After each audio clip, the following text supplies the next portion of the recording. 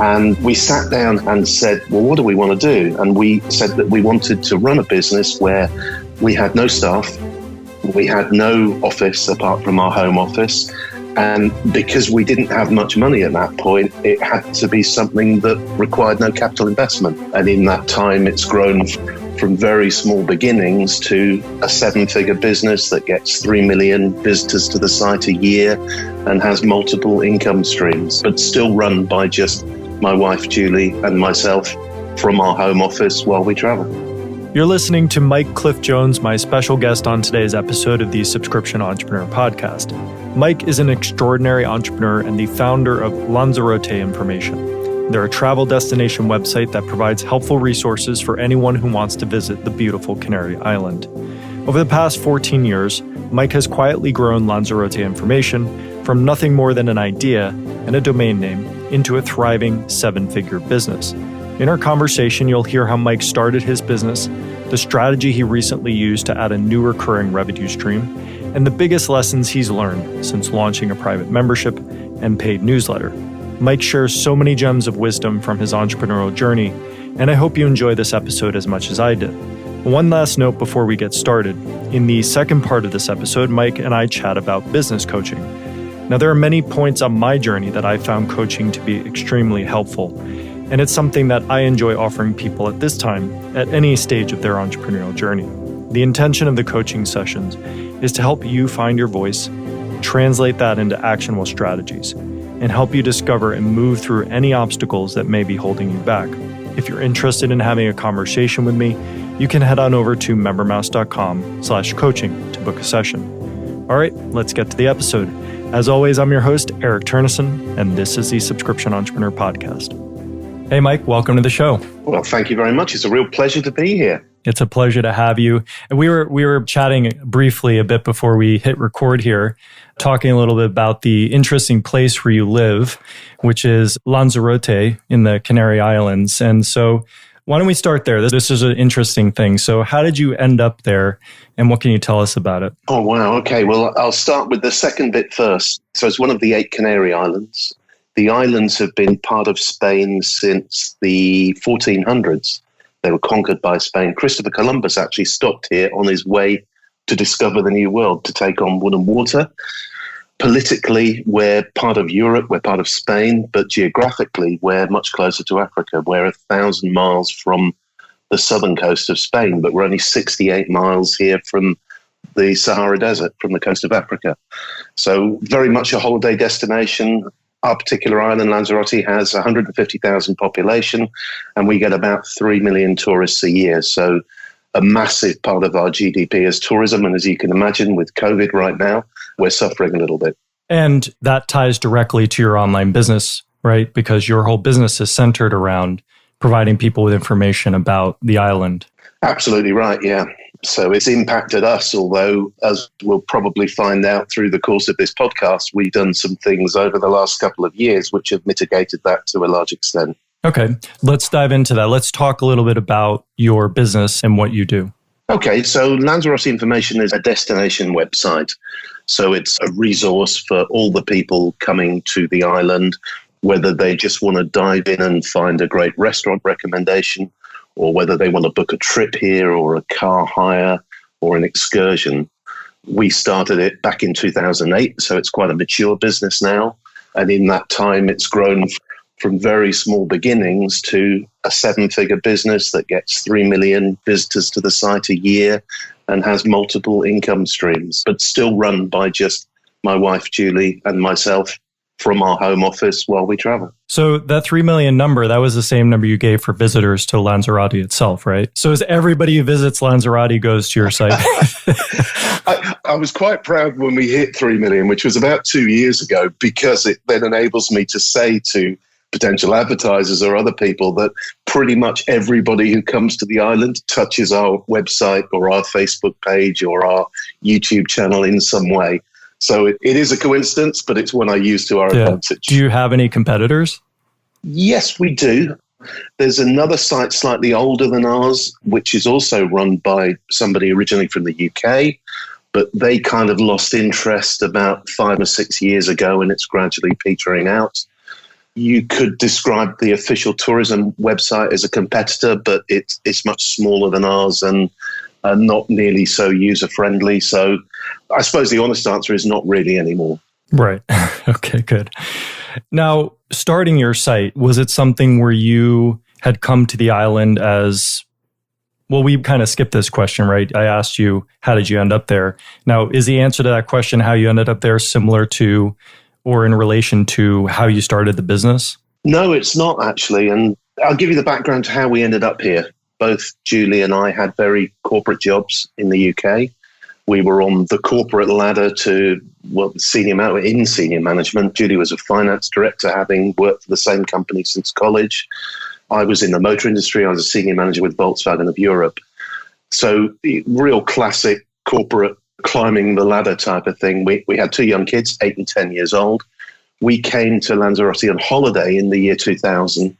We rented a villa, and I just remember lying around the pool one day saying, I could just give everything up, sell it up, stop worrying about the next house, the next car, and just come and live somewhere like this. And to my surprise, Judy agreed with me. She said, yeah, me too. We had all the material things, but we didn't really have any quality of life or time with the kids and stuff. So we went home, we put the house on the market to see what would happen, and it sold in 3 days. And within 3 months, we were back here in Lanzarote with 2 kids, a dog, and a container full of all our worldly possessions. We originally started a real estate company, we kind of almost fell into that because we just saw a need for it. And over 8 years, we grew that to be quite a big business, 4 offices, 20 odd staff on the island. But it was never really our passion. It was never really what we wanted to do. So into the early part of the recession, which kicked off here in 2008, we managed to extricate ourselves from that business. And I think I must have known sometime along that we were going to do something like Lanzarote Information, because we bought the domain in the early 2000s. So I've had it for many years. And we sat down, having got ourselves out of the real estate business, and said, well, what do we want to do? And we said that we wanted to run a business where we had no staff, we had no office apart from our home office. And because we didn't have much money at that point, it had to be something that required no capital investment. Right. And really everything pointed towards something online. And we had the domain, so we started the business in 2008. Well, there's a number of things I love about that story. The first thing is that there's so many touchstones in that story that a lot of people could resonate with, starting with the one where you have a great job, you go on vacation, you start to relax a little bit, and you realize that, what is my life about? Is this really what I wanted, et cetera? And that happened a couple of times in that story where you start the real estate business and you get to a point where you're like, wait a second, you check in.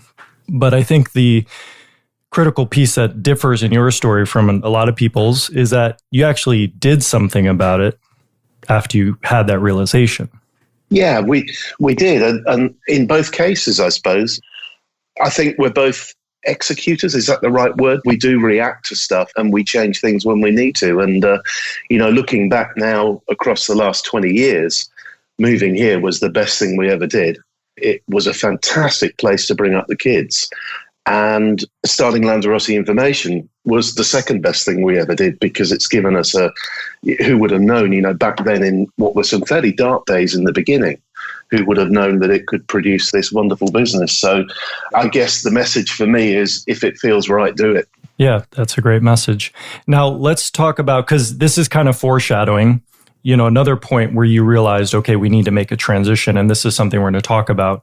But before we get there, let's talk about those early days of the business and getting it to the point. Like, what strategy did you use and what mechanisms did you use to get it profitable for you so that you could run it the way that you wanted? Yeah, it was really hard. I mean, back in 2008, 9, 10, there just wasn't the information online that's available now. You can search YouTube and find out how to do just about anything online. And I was coming in with no background as a developer, and I was the tech guy. It was hard. It was difficult in the beginning, and everything seemed to be painfully slow. What kind of saved me really was Twitter, and I discovered Twitter, and I found that there were a lot of other people doing similar stuff around the world. And fairly quickly established that 90% of them were faking it until they were going to make it. And I narrowed in on the 10% who were actually doing it successfully. And I learned a lot by watching them, researching what they were doing, listening to them, asking them on Twitter, how the hell do you do this? And kind of what I discovered was that there were really, to me, 3 phases of a content-based business. The first phase is all about building what we now call pillar content, so creating a platform of really good content. The second phase is all about building audience. And, we learned how to use social media, email marketing, and SEO. And then the third phase is the one we're thankfully in now, which is where you start earning a decent income from it. So I said the dark days, but yeah, I mean, they were just hard, for 2, 3, 4 years doing what seemed an awful lot of work and earning very little money at the end of each month. Yeah. And what was your revenue model in the beginning? How were you monetizing things? Well, my first thought was AdSense. And when I discovered AdSense, I thought, we're going to earn an absolute fortune doing this. And like so many people, I think it took 6 months before we actually had the first check. And it was checks in those days from AdSense. Mm-hmm. So then I moved to a local advertising model and, knocked doors on businesses on the island and said, this is going to be huge. You need to be part of it. I'm delighted to say the first advertiser we ever took on is still with us today after all these years. And we made a promise in the early days, and it's one we stuck to, which is that we will never price up for them. So he still pays €32 a month to advertise on Lanzarote information, which has to be the best deal in the world. Of course, yeah. Now, before we talk about your transition to a subscription-based business model and why you did that, one question I have is, so you started your real estate business and you started Lanzarote Information. Both of them had success. So do you see some commonalities in terms of how you approached both of those businesses from a fundamental standpoint that allowed you to get them both to successful places? Yeah, I guess I do. And I mean, we've got some sort of fairly strong business principles. I've just touched on one of them, which is we never increase the price once people are doing business with us. Others are that we're very honest, we're open, we're transparent, and we always do what we say we're going to do. And we accept that we make mistakes, and when we do, we put our hands up and say, we screwed up here, I'm really sorry about that, and we'll do our very best to put it right. And I think that, coupled with a pretty strong work ethic, we're quite happy to knuckle down and work really hard to get our clients what they want, has served us really well in both businesses, as it did before in corporate life, I think. But we've kind of carried all of those things through to our own business. And I think it sounds like also another benefit is that you and Julie have always been on the same page for the most part. And do you have complementary skill sets in terms of who plays what role in the business? Yeah, very much so. I mean, one of the bizarre things that happened, and I don't really know how this happened, but I mean, Julie is an accountant by profession, but I do all the finance and the books for the business, and I don't really know why that happened, but it did. It was probably a clever move on her part. But we do very much have complementary skills and a complementary approach. I mean, I'm by nature a risk taker. Julie's the one who will say, well, hang on a minute, let's just think about this for a moment. And she'll drill. Well, I tend to be a big picture person. So I'm saying, yeah, we're going to do this and this is going to happen. And she'll drill down, sometimes to my frustration, but it always proves to be the right thing, into the details. So we work really well together, very seamlessly.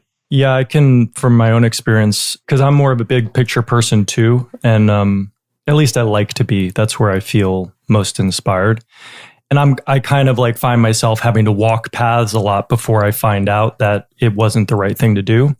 So in Julie's approach, where you kind of walk the path through thinking about it and exploring it mentally, as opposed to taking physical steps and buying things and executing and putting work hours in, et cetera, it actually saves a lot of time, even though it might be frustrating to experience the kind of destruction of an idea when it's so fresh.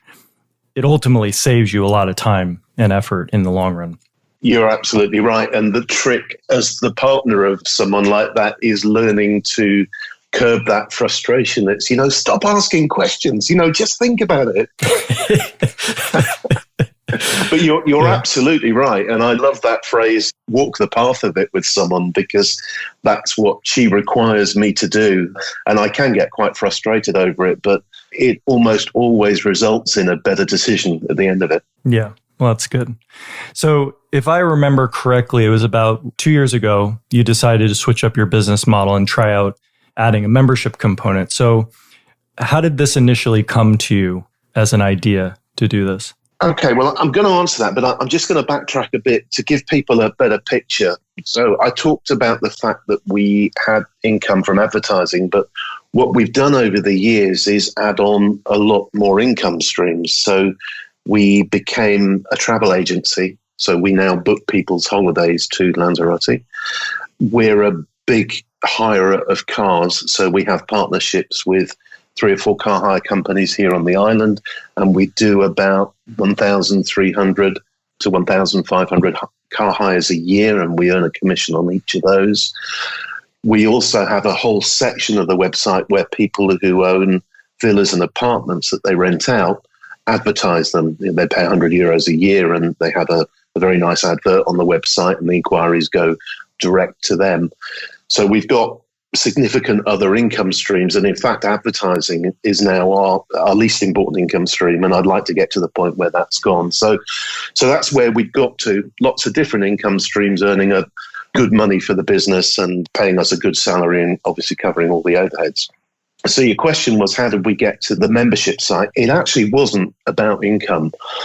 If I go back to the early days of Lanzarote Information, when we were building an audience between probably 2008 and 2013 maybe, it had a very clubby feel because the audience was very small. And we had a personal relationship almost with them. In those days, comments were all on the website. People would comment. We'd get to know them. We had the time to do personalized stuff for them. We could say, well, if you're coming over next week, these are 3 things you need to do. Here's a great restaurant because we know you enjoy steak.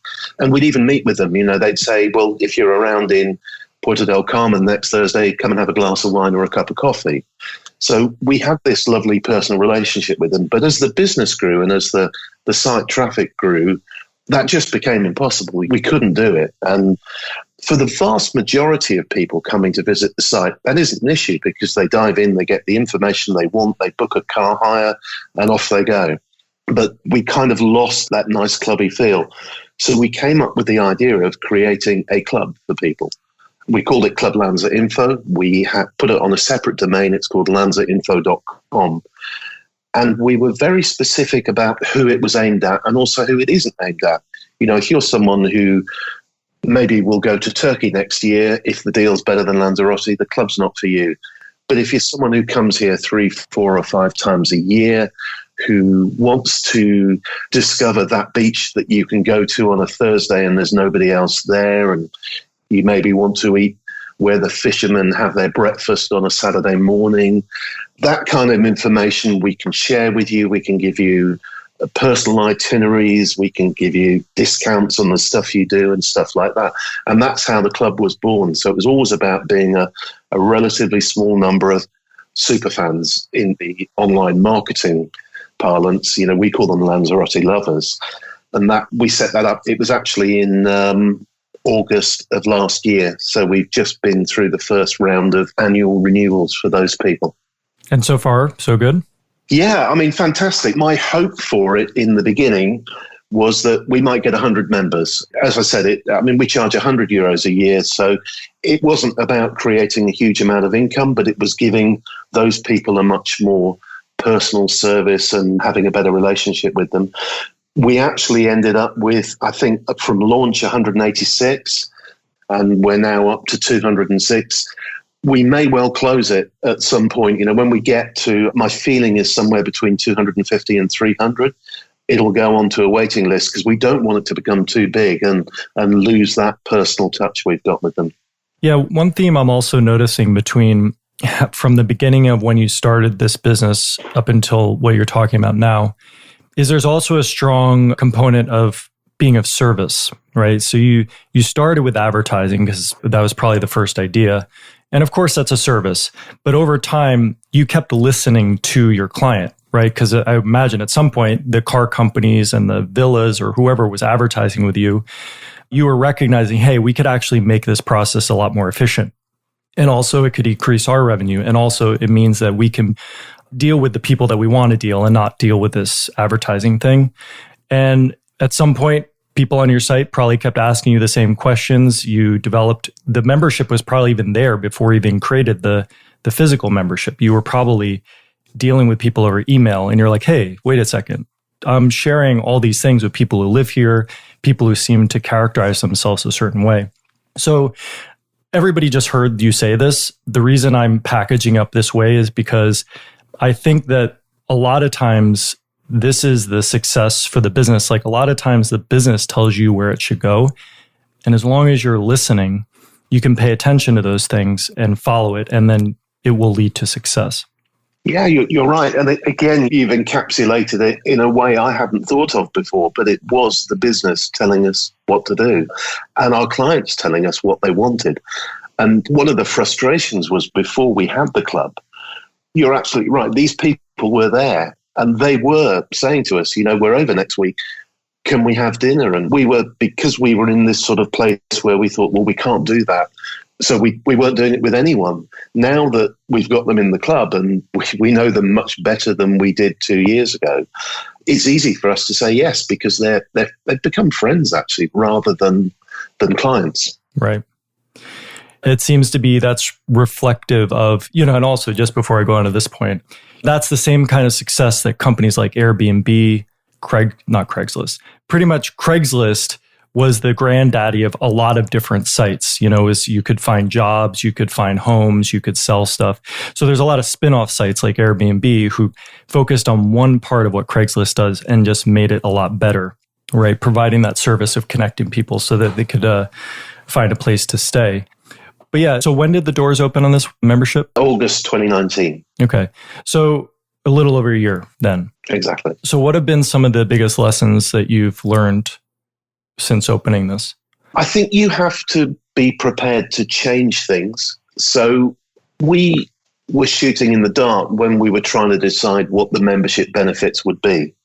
And what we decided to go with in the end was quarterly meetups. We call them meetups, but it's basically when members are on the island, we all get together and we go and do something. So, for example, we're doing one tomorrow where we're walking through one of the very historic towns on the island. I'll be giving a talk to everyone about the old buildings and what they used to be, and then we'll all go for tapas lunch somewhere.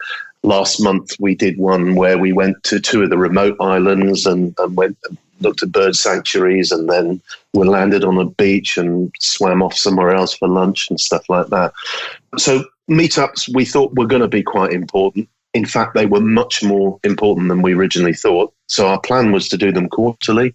We now know we need to do them every month to capture those 206 people, enough of them each time when they're on the island. We have another club benefit was discounts. So they get discounts on car hire, on excursions, with various shops who are advertisers with us and stuff like that. Nobody's really that interested in it. So there's no effort going into increasing that. I thought it was going to be a massive benefit, but it hasn't been. We initially set up a forum, which is still there on the website, and we steered away from creating a Facebook group because we figured our demographic, a lot of them may not be on Facebook, but because of member pressure, we said, okay, well, we'll do both then. This was maybe 3 or 4 months in. We created an unlisted Facebook group. I can't think of the right word in English, but an unlisted Facebook group so other people can't see it.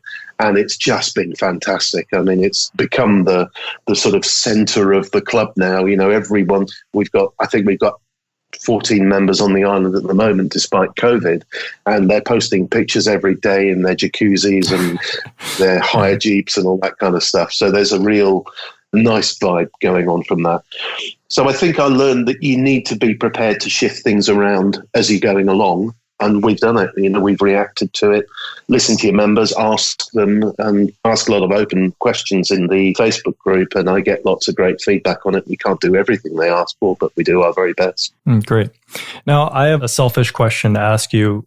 I'm wondering about the technical experience that it was introducing the membership component into your site, like what that experience was like for you personally, because you're not, as you said earlier, you're not any sort of technical background developer or anything like this. So I just want to hear what that was like for you. It was really straightforward, actually. I mean, so we're now up to across the two, the subscription and the membership, to 1,500 odd members on MemberMouse. Installing it was easy. I haven't ever had to contact support for help.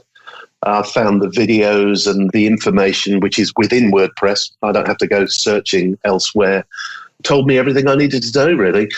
I made sure, from experience, first that the integrations were there. Our email list is with GetResponse, and MemberMouse talks beautifully to GetResponse. That all works perfectly. And income comes through Stripe. And again, MemberMouse and Stripe play together very nicely. So the experience has been very good. As I say, I haven't had to contact support for help, so that's got to be a good thing. We're well over a year in with 1,500 members. Okay, so something else that comes to mind now is like you seem to have some like magical protection around you that avoids obstacles from coming into your life. Either that or you just haven't been telling me about them. So I'm wondering, because from the time in your life, what was it, 2000, where you guys first visited the island and decided, okay, we're going to leave. Right, your house went on the market, sold within 3 days. You were back on the island within 3 months. Like, it just seems like there weren't any obstacles. But is that the case, or is like? No. There are always obstacles. But I would say to you, and I said this for years as a joke, I am the luckiest man in the world. I mean, it's worth saying it, actually. My first wife very sadly died suddenly. She was the absolute love of my life. When she died and when I'd got over that, I took a decision that I was going to become an international playboy and I was just going to have this fantastic single life. And I met Julie, who, again, is the absolute love of my life. I mean, there are many people who can say they've met the love of their life twice in the same lifetime, and I've done that. And I just tend to be lucky, I guess. I don't know why, and I don't know how I like it, but there are always obstacles. And I mean, just learning how to do stuff on the web was a major, major learning curve for me, and I made lots of mistakes. I tell you the biggest one, and this is quite funny. So we're back in 2008. We've agreed we're going to start this online business. We own the domain lanzarottiinformation.com. And I said to Julie, well, what we need is a blog. And I've done some research on blogs, and they run on something called a CMS, a content management system. So I got some hosting and I went into the server and I looked up CMS, and the first one in the whole list was Drupal because it was alphabetical, and the last one was WordPress. So I clicked Drupal because it was at the top. Yeah. And I think we spent the first 10 years on Drupal. So I am a Drupal expert, but thankfully switched to WordPress about 4 years ago, something like that. And I wish we'd done it earlier. Well, everything comes in its time. But yeah, I mean, as far as, you being the luckiest guy in the world, I think that one thing I can definitely discern just from having a short conversation with you, you have a very positive outlook on things. You have a large amount of energy, which is helpful. And I imagine that you have a lot of gratitude as well, just grateful for the things that you have, and you're not constantly thinking about what you don't have, which is a very fundamental thing, I think, in success. Yeah, I would agree with you. And what's interesting is that the last point there, being grateful for things, I think is something I only learned through the early years of Lanzarote Information, because up until that point, that luck I've talked about I don't know whether it's luck or whatever it is, that's all I kind of experienced apart from the loss of my first wife. Everything had gone my way, if you like. And then suddenly in those first few years of, Lanzarote Information, there were genuinely some weeks, some months where we didn't know where the money was going to come from for the next meal. And some difficult stuff happened as well, because we invested all the money from the real estate company into property, and the value of that property went down dramatically. And on one of them, we managed to keep the other two, including our own home, but one of them, the bank foreclosed. So there were dark times in that. But yes, I am a positive person. And I've also, along the way, learned to be grateful for having turned it around and got to where we are now. Yeah, I think there's so many quotes from different saints and television shows or whatever. The two that are coming to mind is one's from Lost, and I don't know if it originally came from there, but struggle is nature's form of strengthening. The other one is either from Christ or somebody who hung out with him. It's just, and I'm not going to get it exactly right, but blessed is the man the Lord doth test.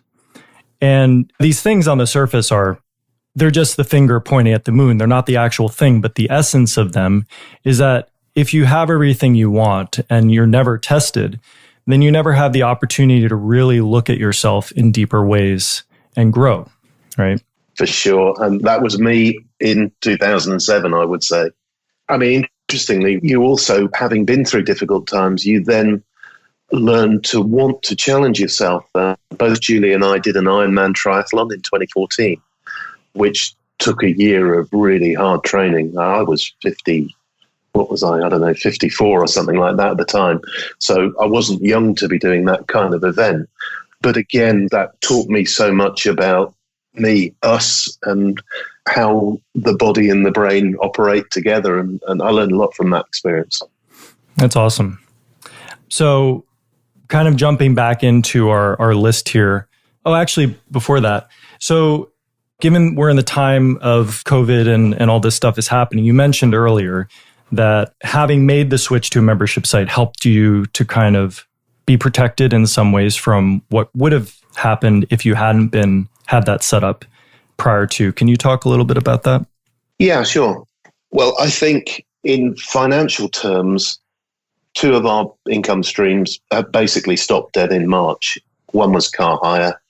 Well, that didn't stop dead actually, but that reduced by about 80%, and travel reduced by about 95%. So a significant part of our business effectively ended and hasn't restarted yet. That's been mitigated by both the membership payments, because in August of this year, we had the annual renewal for those 200 odd people who signed up last year. And that's a significant chunk of income, but also by the paid newsletter that we're going to be talking about, I guess, in a few minutes, because that was another significant income that came in through the summer. And they've more than covered the loss of business that we've had through this COVID period. So, yeah, that really was luck. That certainly wasn't judgment, and I didn't see a pandemic coming, but it's made me realize the incredible security having a subscription business model gives you. Yeah, and especially, well, you not necessarily in your case because you're limiting it deliberately, your market to people who come to the island. But for those listening, basically being online with a subscription model, you're able to do business all over the world, unless, of course, a business like yours is naturally tied to a certain location. Now, you brought up the paid newsletter. And so in this situation, you've done something that seemingly goes against all the rules of online marketing, which is creating a paid private newsletter. And at the same time, you stop sending a newsletter to your non-paid email subscribers altogether. So Walk us through the thought process here, and how did you come up with this? Okay. This actually happened during COVID, but it wasn't actually directly related to it. It was something we'd been kicking around for some time. To give you the background, like many online businesses, we'd worked hard to build an email list over the years. And one of the ways we'd done that was by using a lead magnet and building a substantial email list. And we'd got it up to 12,000, I guess. And since 2008, since the beginning, we produced a weekly newsletter for them. In the early days, it was very basic. It was, essentially an RSS feed of all the new content on the website, which I topped and tailed. And then over the years, it became a bit more sophisticated, with me adding commentary on stuff that was going on the island, starting to make it more personal by introducing, here's what we're doing at the weekend. And when we started traveling, talking about where we were traveling to and what we were doing and stuff like that. It, to some extent, had become a bit of a millstone, because it was taking perhaps a day a week of work to pull it all together. I was trying to use it as a sales medium as well. So each week there'd be some push, 1 week it would be here's a great offer at a 4-star hotel. You can come and stay out in September. And the next week it might be, here's a special deal on a convertible car for your next holiday and stuff like that. I also tried to get some sort of sponsorship for it to cover the cost of my time to create it. And I also really wanted to beef it up because I knew people really valued it. And I thought there was much more we could do for it. But I was finding it really hard to justify spending the amount of time it would need to make it what I wanted. And what I wanted was, we travel around this island all the time. It's just the most beautiful place. For example, yesterday we had a meeting with a producer in the wine region here. And for this week's paid newsletter, I've shot video with them, which will go into the newsletter. We did a storyboard of how the grapes are harvested and the new wines and all that kind of stuff. So the images from that will go in the newsletter and so on. So for a long time, I'd really wanted to make this newsletter something very, very special with unique content that wasn't on the website and perhaps isn't of interest to the vast majority of readers, but again, to that sort of second tier. They're not super fans, but they are proper fans. So we decided to move it to a paid subscription. And the plan being that I could then devote all the time I wanted to, which is probably 2 days a week to it, and that the income coming from it would justify that and give us yet another income stream. Now, have you considered that someday this paid newsletter will actually, the content will be, because it sounds like the way you're describing it, the content is basically delivered to the people, and that's the place it lives in the emails. There's no place on your website to access it, not even a membership area? Yeah, and I'm a bit undecided. So the way it works is that the newsletter goes to them via email, and all my commentary is in there, what we're doing, latest news from the island and stuff like that. But at the bottom of that is a link which takes them to a protected page where they have the video, the links, and all the images I talked about and stuff like that. So they're moving from the newsletter to the website. Okay, so is that deliver using MemberMouse to do that, the protected page? It's not, and I'm not sure I've done the right thing with this, and I'm still thinking about it because they're going to the lanzarotteinformation.com website because that's the site they know. So for newsletter subscribers, the Lanza Info site is somewhere where really all they do is administer their account. They don't have access to the content there, which is for club members. And I'm still thinking through the right way to do this and to understand the difference between the two levels of membership. Well, there's always better ways to do things, but I'm glad that you didn't go through analysis paralysis not to do anything before you figured it out, and that you did what you knew how to do and got the stuff out to the people. Because yeah, there's always ways to make things better as you've learned and executed in your business over the years. So there will also come a time in this case where certain people on the list will start saying something, and at that point it'll click in your mind that, okay, now I know what to do. But until then, island life, don't worry about it. Tranquillo.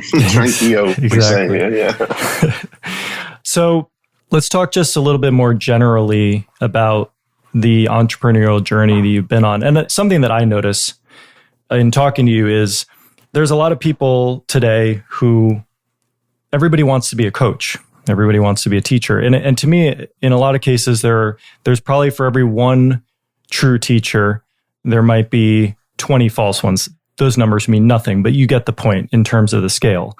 And the thing is, it's like kind of reminds me of the multi-level marketing schemes, right? It's like where I'm going to start a business and my business is to teach you how to make money. And here's how it works. You send me $5 and then you teach people to send you $5 and they teach, and for every part of that $5, you get more money, and you have these kind of this pyramid set up where the only reason you're making money is you've gotten other people to do something for you, right? And there's no real value in it. So in a lot of senses, I think the coaching market is like that because you have a lot of people who are trying to make it their first gig. So they're not talking from experience. They're talking from, like you indicated earlier, you can learn everything online these days. You can learn it from YouTube, you can Google, whatever. Everything informationally is online. So you have a lot of people who have become aggregators of information, marketed it, packaged it to themselves, speaking as if they know these things, other than the fact that they've just read it or heard somebody else talk about it. And If you're someone who hasn't gone through certain things, you can't necessarily distinguish between someone who got it from their own direct experience and someone who's just packaged it up. And nothing against the people who package it up. That is still of value, right? The reason I'm giving this whole thing is because you don't market yourself and are not in the business of being a coach of any kind. But I want to point this out, like just by the fact that you have been through it and you have been through all of this experience, there is wisdom to be gained just by listening to you talk about things because you went through it. So everything you're talking about is based on that experience and therefore things can be learned from it. So I just want to point that out. That's been my experience listening to you. It's interesting that you should say that because one of the things I have had at the back of my mind for a long time is just to record the journey. And I think it's important that I do, and maybe that could form the basis of some kind of coaching or training experience for people. I also had a notion some time ago that I wanted to share the template for Lanzarote information that other people could use to do, because there should be one. Our nearest island is Fuerteventura. Next to that is Gran Canaria. There's Tenerife. There's all the Balearic Islands. I mean, anyone could do what we could do, and as long as they can write, and we can accelerate their knowledge and experience and bypass all the mistakes we made and get them on WordPress from day one, for example. Right. And yeah, so it's been there in the back of my mind. I haven't done anything about it yet, but it'll probably come out when I retire and the only thing I've got is the newsletter. Maybe that'll be it. Yeah, and definitely run everything by Julie first. Yeah, I will. Because the thing is, like, I know with people who have creative, inspirational moments, and I do, inspired ideas, there's a passion to those things that it's like a wild horse that wants to carry you off into this fantastical land that you imagine is going to be there when you go there. And that's definitely the downside to that is if you just follow these things, you just end up digging 50 wells instead of digging one well. And then you've got a bunch of holes in your yard instead of something that reaches water. So, yeah, I mean, I think just like everything else that's happened, it'll be clear when it's time for that. I mean, people will just start asking you, who knows, maybe this podcast is one of when looking back in the past from the future, this will be one of those turning points. Who knows? Somebody 2 years from now will say, oh, I heard that podcast and I wanted to get private coaching for you. So who knows? Whatever. Who knows how things happen? But the point is, so much of your journey so far has just been taking the one step and then the other ones unfold as you're just doing the one thing. So just general question here for you. Do you have any lessons that come to mind for you that you'd like to share with our audience about building your online business or any advice that you have for people based on your journey? I think I have. I think the first thing is don't underestimate the amount of work it is. I mean, there's no easy way to create any kind of business, whether it's online or not. And unfortunately, I think online businesses have kind of developed this get-rich-quick reputation, which I think is a real shame. And I've seen so many people over the years start some kind of equivalent, for example, of Lanzarote information. And I always get revved up, well, we've got a competitor. And within a year, they've petered out and given up because they can't get through that first difficult phase. So don't underestimate the amount of work, persevere with it. The second thing, and I regularly fail at this and I find it really hard to do, but you have to give yourself thinking time. It's a well-worn phrase now, don't work in your business, work on your business. But it's actually really hard to do that. And as someone, I think most entrepreneurs have a good work ethic. It's quite hard to just sit in the garden under the pergola with your feet up thinking, but it's so important that you do that because that's when the magic happens, I think, when you just give yourself time to let a series of thoughts unfold before you then discuss them with Julie and she drills down into the detail of it. and the last thing, to have really simple goals. And I mean, everyone tells you, and I do have next year's business plan in detail. I can tell you what the business plan looks like in 3 years and in 5 years. But actually, the most important thing is to turn it into a really simple thing. I mean, for example, the newsletter subscription is my big focus. I want to get to the point where I can retire from the business and only do the newsletter over the next 5, 6 years. And in order to achieve that, I need to subscribe someone every day. It's not a lot. It's 365 a year I need. And in 5 years' time, I'll have done what I set out to achieve. But it's such a simple goal to have. I can get to, where are we now? It's 10 to 7 here in Lanzarote. Have I got a new subscriber today? No, I haven't. So I need to tomorrow. Right. That makes sense. Yeah. I mean, one product idea is, you familiar with the Magic 8 Ball? No, I'm not. No, you've never heard of the Magic 8 Ball? No, tell me. Oh, it's just some memorabilia from a bygone era. Basically, it's, you shake it up, you ask it a question, there's a window. It's basically a pool ball, a big pool ball. That's the 8 ball. And then there's a window, and there's some like hexadecimal cube or something inside that has answers on it. So you shake it up and you ask a question, and there's just these pithy answers that it gives you, like signs point to yes or something like that. It's basically like whatever. I have seen it. I just hadn't heard it called that. Okay. So if you could get something like that you can like imprint Julie's wisdom onto, and you can sell this to people, and it could be called the Julie or something, where you can ask it the questions and keep you from doing more work than you have to. That's something that I think would be marketable. I agree. Funnily enough, I bought a domain about a year ago, which is called youneedajulie.com. Funny. Is there anything on it? Not yet. Okay, great. Well, maybe some point in the future, 2050 or whatever, there'll be something on it. You'll see. Well, that's everything that I had for now, right? Did you have anything else you wanted to share? No, I don't think so. I mean, only that, like many people, I think you hit the nail on the head when you said it was not intuitive to move to a paid newsletter, but it is the best thing we ever did. I've been so pleased with the results from it. To me, success would have been 500 subscribers.